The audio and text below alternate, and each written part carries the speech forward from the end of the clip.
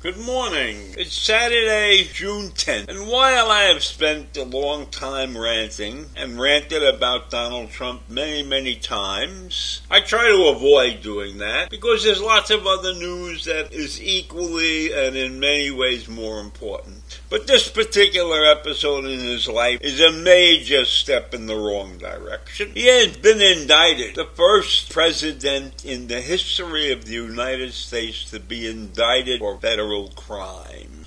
The charges against him include willfully retaining national defense secrets in violation of the Espionage Act, and then making false statements and a conspiracy to obstruct justice. And he has done that because he has declared himself immune to this investigation by claiming that he declassified all these documents. And obviously he doesn't have the authority to declassify all the documents. He has misinterpreted the role and the ability and the job actions that a president are allowed in the performance of their duties. This indictment was handed down by a federal grand jury in a federal district court in Miami. So this indictment puts the nation in an extraordinary position because Trump is not only a one-time commander-in-chief, but he is also the current front-runner for the 2024 Republican presidential nomination to face President Biden. So I did a little research, and my research indicates that there's nothing that President Trump has done so far that could stop him from being president. So he could be convicted of these crimes and be president. And the fact that he's under indictment doesn't prevent him from becoming president.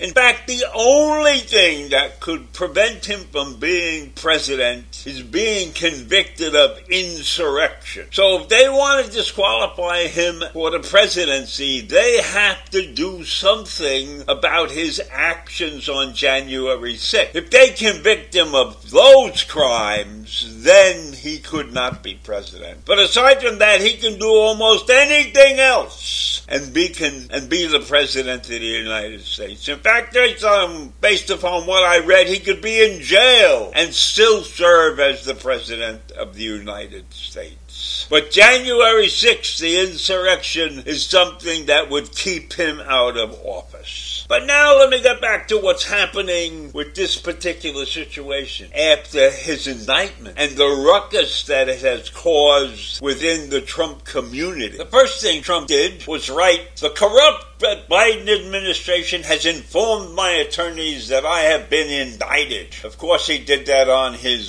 social network called Truth Social. And then he put out a video claiming, "I am an innocent man. I am an innocent person." Well, that's not the case. However, that incites the people who are in his community of defenders to agree with Trump when he declared that the investigation was a politically motivated witch hunt. And in recent weeks, his lawyers have sought to raise the issues of prosecutorial misconduct. So the defenders of Trump and Trump himself have said that the government has been weaponized against him. Can you imagine that? That the Justice Department and the FBI and all the people involved in this investigation have been weaponized against President Trump, ex-President Trump. Is that not an insane assertion? Yes, it is an insane assertion, but that assertion has been carried to the public by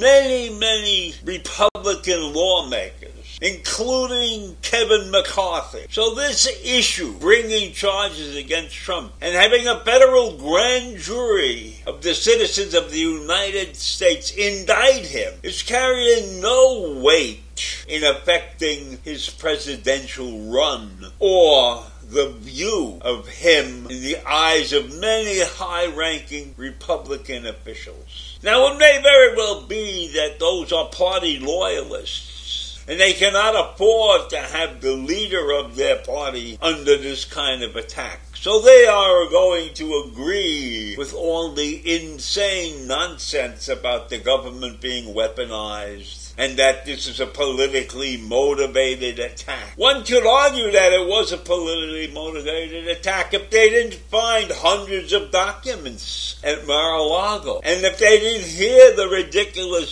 statements that the president issued in defense of his action. I declassified these documents, he says. I declassified these documents. He doesn't even know what declassification means. Just because he says they're declassified, that doesn't make them declassified. And so now we have the front runner of the Republican Party under indictment, 7 different charges, still maintaining his innocence and still running and still having his own social media platform to run to when he has to communicate with his minions. And the minions are looking for every possible excuse to defend the man.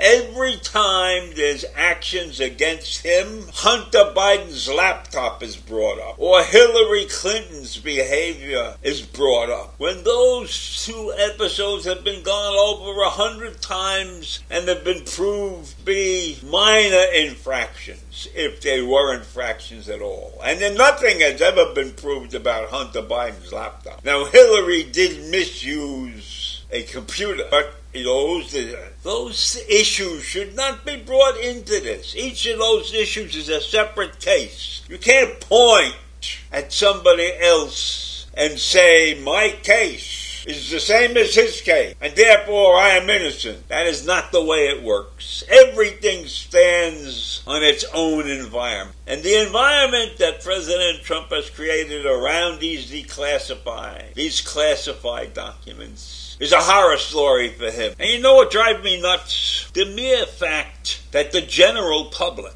that a large percentage of the general public stands in defense of Trump. After Trump screwed all of us with his tax cuts, which benefited very few of the working class families and gave huge benefits to the 1% of our community. Now, I'm not against the 1%. Many of them have worked hard to get where they are. But I am against the mere fact that there was a tax cut put in place and we, the general public, did not benefit from that. So when you put that into the entire mix of the things that President Trump created while he was in office, I cannot see any reason why his popularity has remained so high with so many average people in this country. So I leave you with that. A man who deserves to go to jail in many different places is being defended by a population that he has screwed.